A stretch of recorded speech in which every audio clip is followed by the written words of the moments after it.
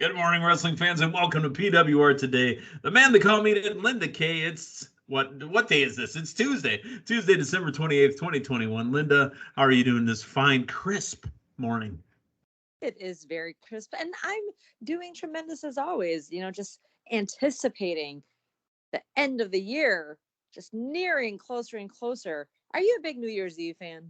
I am, but I'm older now, and I don't go out as much, and I end up working the New Year's Day, day one-ish, and so I don't go out as much anymore. You and I both being from the bar scene, and I know we said crisp and clean 20, but I gotta tell you, when you say anticipating, all I think of is the league and the phrase anticiparection. So yes, sometimes I get an anticiparection too. Oh, wow. Have you never heard that term? No, I have not. Well, you've never experienced it probably, but real quick, I have an anticiparection hearing about our sponsor today. Tell us who it is. Well, you just said it. You and I both being from the bar scene and both now being a little bit older. Maybe we don't want to be out in a boot on New Year's Eve partying. Maybe we prefer celebrating at home in the comfort of our collar and elbow t-shirts. So if you want to be sporting some comfortable attire this New Year's Eve as well, make sure to go to collarandelbowbrand.com, and to save 10% off your order, use promo code LindaK, that's LINDAKAY, to save a little extra cash. There you go. You got me excited when you talked about, about everything that's going on there, and it's going to lead us right into Canada, eh?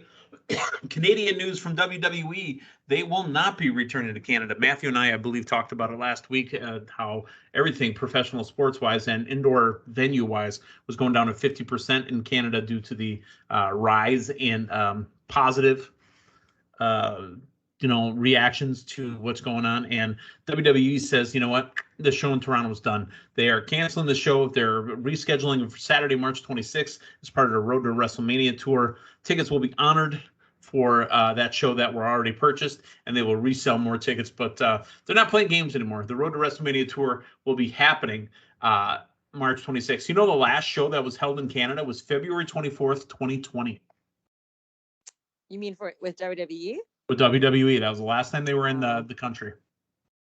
Right, because it was March when things were shutting down. I just recall March Madness. That was when I was watching that, like whoa, like that, there's no March Madness, and then the NBA stopped, and then everything trickling from there.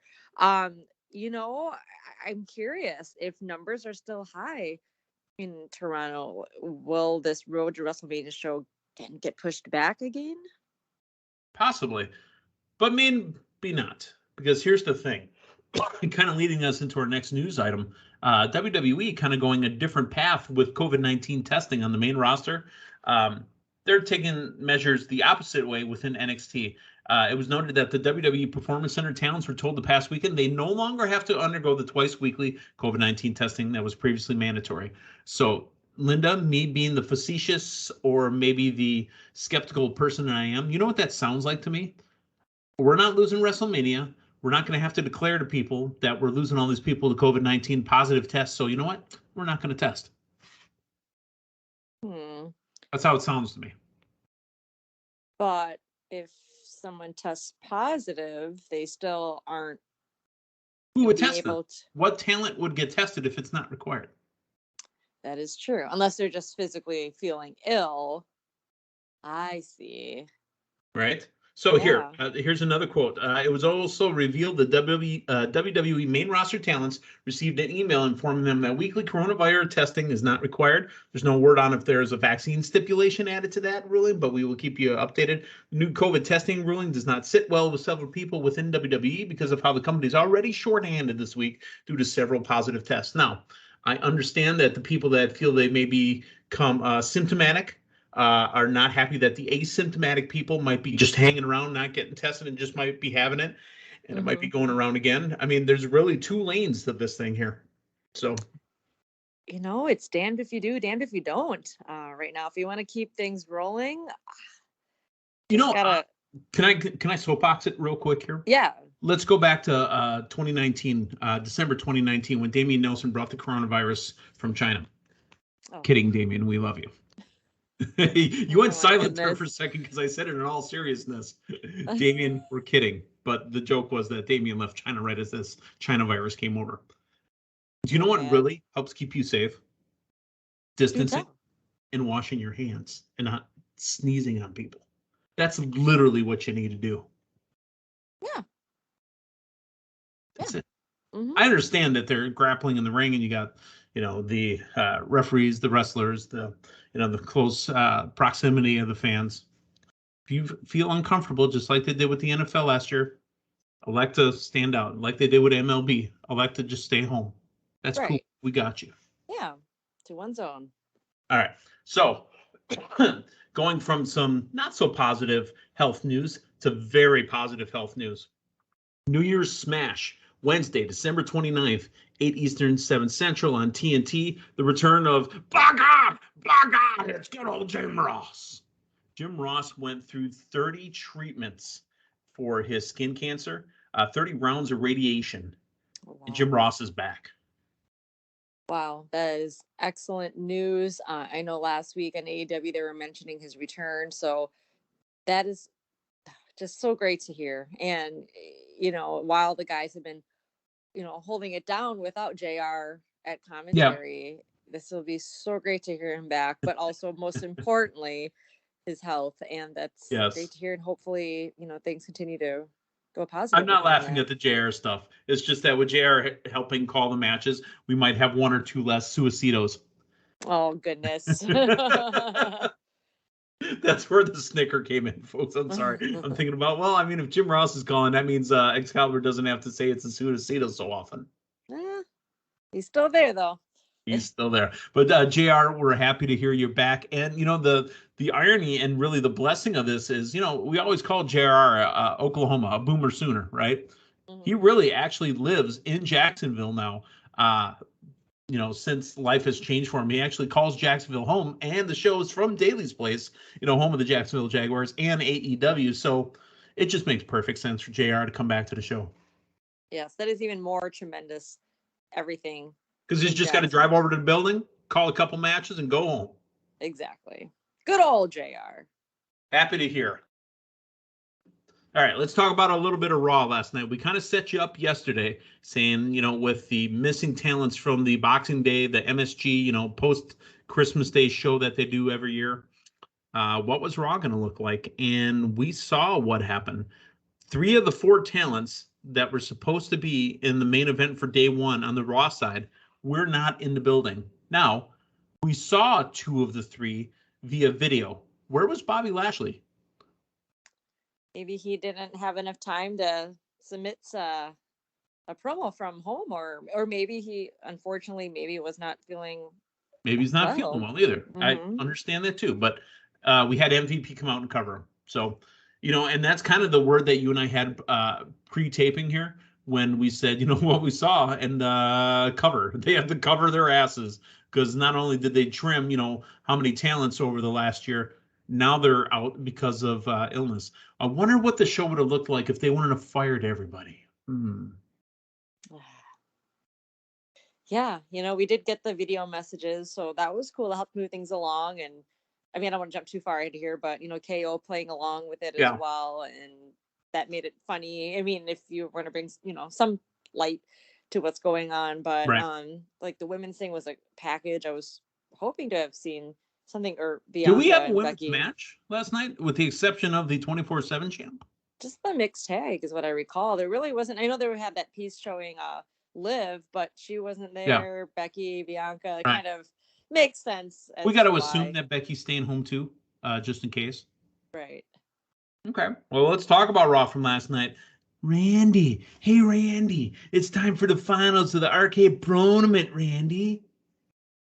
The Street Profits and the Mysterios, Ray and Dominic, going head to head for a chance to take on RK Bro at day one.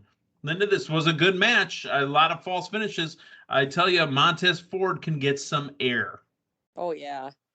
Seems like as we move along, more and more air on that. And I know How he's does he get always so much air when his hair's getting longer and his beard's getting thicker? could be the shoes too. It's Could got to have be some cheap. extra springs, Thanks, yeah, Mars but Blackman. But Did every you time get that one? That's an old reference. I went back. Original Michael Jordan Nike commercials with Spike Lee as Mars Blackman. It's got to be the shoes. Oh, I know gotcha. all our old heads that listen to the program are like, dude, that was awesome. And then the new ones are like, what the hell are you talking about? Look it up, kids. Sometimes I get them, sometimes I don't. Okay. The references. Got to be the shoes. All right. Anyways, you were saying. Oh, I was just saying that, every time you see him land and, grab at the ribs, I'm like, oh, like obviously he's okay, but just, man, that's got to be a lot of impact on them as well. But great match. I thoroughly enjoyed this one. It could have gone either way in my eyes. I'm not really sure who would have been the better competitor for RK Bro at day one ish, but Street Profits fan, happy they won, and this. Yeah, I am a big fan of the Street Profits as well. Yeah, it's gonna be a highly entertaining match this weekend. Now that we know who will be facing RK Bro for the tag titles. Yeah. We also had Raw Tag Team Champion Riddle taking on Chad Gable, and Riddle gets the win on Gable. And then, of course, because we have to stretch everything out, Randy Orton took on Otis. And boy, Otis is really being made look strong over and over and over. And that Vader bomb that he does, even though he missed it on Orton while Orton hit the RKO for the win. Yeah. He looks good. Yeah, absolutely. Makes me wonder if he'll have his own singles runs at some point in the future. I hope so. Yeah, but because Randy made him look like a star. Yes, even though he was able to get the RKO on him, still looks strong. And what I most love, though, I mean, ironic that we did get the hug, and that's not just one. Well, and almost RKO, but what we got was a Riddle I kept saying to myself as I'm making food, just RKO him, just hit him. That was funny that he almost did, he did not. But what I got from it is Riddle then saying, "Give the people what they want." A hug. Yeah. Reminiscent to what's heard over at AEW with the hugs, but all in all, a joyous moment. I liked it, and looking forward to that match this weekend, the pay-per-view. We got a video package saying that Miz and Maurice are going to be renewing their vows with a very special officiant. I had no idea who this was going to be, but you know what? I loved looking back at the old pictures of Maurice, and I'm foreshadowing here and talking about it, but we'll come back to it later. I didn't realize that Maurice, when she first got there, she barely spoke any English. You guys realize that she spoke almost strictly French. Right. I've seen the clips of when they first locked eyes at the Divas tryout, and I remember they would show clips of her talking, and she didn't really say too much in English, but obviously, it was very impressive to those on the panel, including her now husband, of course, The Miz. But very interesting. That's great. I love seeing all that footage because that was legit. That was real life. So that was real life, and that was real love. Yeah. And Marie's still absolutely gorgeous. Oh yeah, even in 2021, coming up on 2022. Not a blonde guy, but she's. Magnifique. I tried my French too, and I'm worse than the Miz. Magnifique. Yeah. Another blonde here and current champion, Dana Brooke, 24/7 champion, tagging up with Reggie to take on Tamina Snuka and the Truth, R-Truth. They're trying to build a little something with Reggie and Dana Brooke, but when was the last time that Dana really defended that belt? Not really. I mean, you saw ever since she became 24/7 champ backstage, the hunting and the chasing a little bit, but it's more so Tamina's that's been getting closer at it. I feel like this might happen for her, but let's not rule out Reggie though. I know him and Dana are a great tag team, at least what we saw last night. Yep. But I still feel like he's going to go after that eventually, that he's going to right, because I thought the rules, and again, when she won it, everybody stared at her like, what, the rules vanished? I didn't understand. Did Thanos snap his fingers and all the rules disappeared? I have no idea. Did you blip? So who knows? And I know we talked about the Street Profits and Mysterios earlier, but that came up right after the Dana Brooke match. Nikki did officially challenge Carmella and Queen Zelena to a rematch for the Women's Tag Team Championships, along with her partner Rhea Ripley. Yeah, and who was not there as well. Okay, but we had Nikki ASH speaking on behalf of both of them. And if that is true, what she's saying about Rhea, like choosing to be her tag partner and Yeah. also wanting to be a part of this challenge for the tag titles, then that's great. I mean, I don't know if it was necessarily declared when it would be or if it was official, but this is something that's been brewing. So we'll see if they can still maintain their not just friendship, but just their tag Partnership. team, right? And Yeah. how great they were together as champions as well. We were promised AJ Styles and Omos, and almost nowhere to be found. The way they were covering last night, by the way, was just, I mean, it was creative, but it wasn't at the same time. We had sometimes 15 to 20-minute segments of talking to set up a match. This was the most blatant. We have no idea what to do. We're just stalling here because we have to put 3 hours of TV on. AJ Styles standing out there. Look, they brought up Grayson Waller. I'm not complaining about Grayson Waller, right? It's different. But he was brought up to talk to AJ. Get the rub. Here comes Apollo Crews and Commander Aziz. And then we're promised, all right, you know what? You want a big man? How about you fight me? Okay, AJ Styles and Commander Aziz. We come back from commercial, and it's AJ versus Apollo. What the hell? And Grayson Waller now nowhere to be found. Right. I did see him step down the stairs, and I was thinking, is this going to be a tag team match? I honestly would have liked to have seen that as well. You brought up Grayson Waller. Let's see him in the ring at Raw as well. For those who may not know him, they did give that introduction, or AJ was saying, Grayson Waller from NXT, and not nowhere near a star yet, but they kind of, like you said, gave him that rub. So he was like, I like it here on Raw. So I thought we would have seen that, and it would have made for something interesting, a different dynamic. It would have been predictable. However, what wasn't predictable was that he was not facing Commander Aziz, and him talking about facing the Giant, and now it was Apollo Crews. But you put Apollo Crews, AJ it was a hot mess. But they can put on a great match. I mean, just both of their athletic ability. Sure. But it just was. It's a hot mess. It was a mess. We gotta do what we gotta do, right? I mean, it was a mess.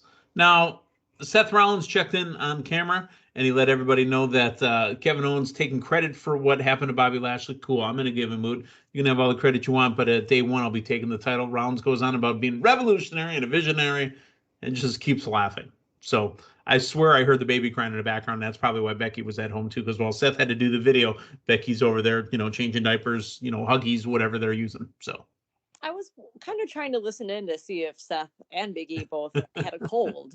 Kinda. Right, exactly. Well, Big E did have a lot of grievances to air last week during Festivus. So yes. Kevin Owens comes out to the ring, and again, Kevin Owens is just talking. Here comes MVP to cover for Bobby. That's cool. Here comes Cedric Alexander and Shelton Benjamin, and they came out to a Titantron and music of the Hurt Business. I'm like, wow, you know what? Something that should be monumental and should mean something. They're just throwing it out there now. I mean, just the cover time. Unbelievable. This was terrible. Well, I would have liked to have seen a more epic reunion return. I mean, we've seen that. One that made sense. Yeah, one that they are back together, yes, but then they weren't highlighted firmly as the Hurt Business again until last night because Bobby wasn't there. Right. Yeah. And then they ended up losing. So who knows? Kevin Owens wins the match against Cedric Alexander. Now, a match that we were already promised and we got, which was Dolph Ziggler and Damian Priest for the United States title. I thought it looked really good. Now, winner by DQ was Dolph Ziggler, still keeping the belt, Damian Priest. Yeah, he got slapped, and that's what done did it, is, that other persona, the new Damian Priest that came out. Cannot unleash the devil or the demon inside of Damian Priest. There you go. It's a great line. I'm going to get it right one of these days. Main event segment. It's time for a vow renewal. And they introduced him backstage. He's back, and he's better than ever. A man that was just at a big show, Crusher Fest, in Milwaukee over the summer. Eric Bischoff. There is one guy that I can think of in the last 30 years or so that just bounces between companies and no pushback whatsoever. It's Hall of Fame Eric Bischoff. He was in AEW at least 2 or 3 times this year, and he's been in WWE a bunch of times this year. He's back. Better than ever. So this is that same Eric B that we saw. Yeah, Eric B during the town hall.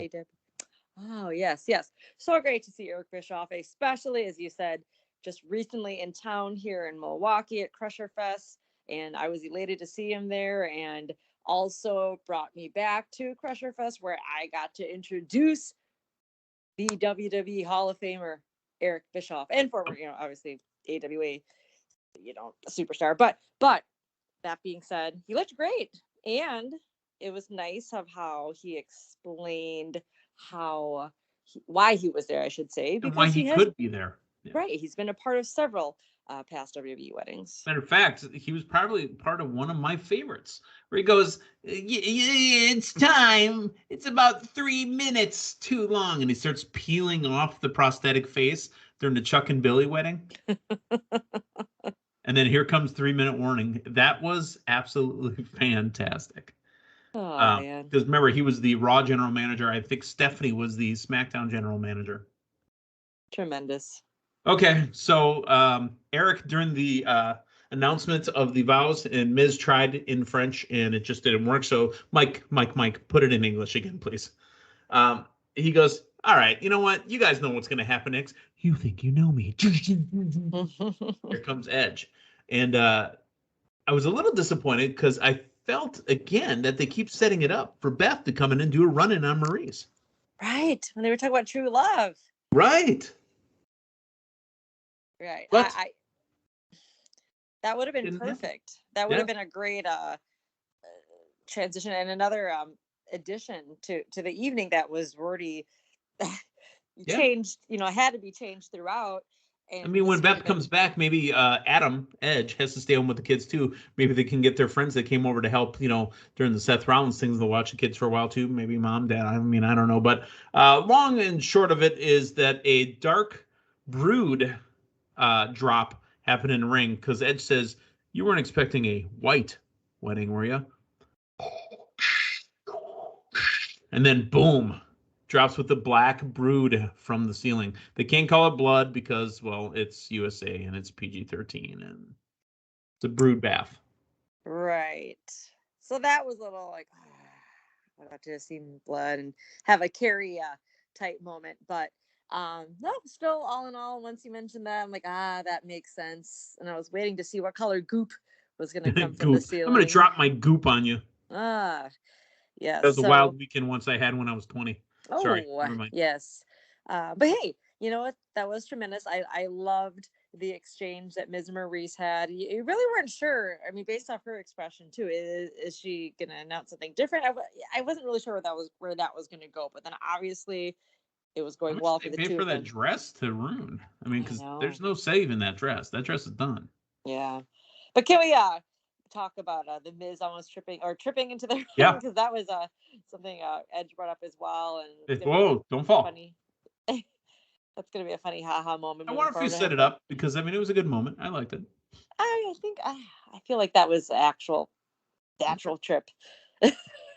Well, have a nice trip. See you next fall. So, Linda, it wasn't crisp, it wasn't clean 20, but we are wrapping up right now. Tomorrow, we're going to talk NXT with Matthew Thomas, and then we're going to get ready for good old JR, and we're going to wrap up the rest of this 2021.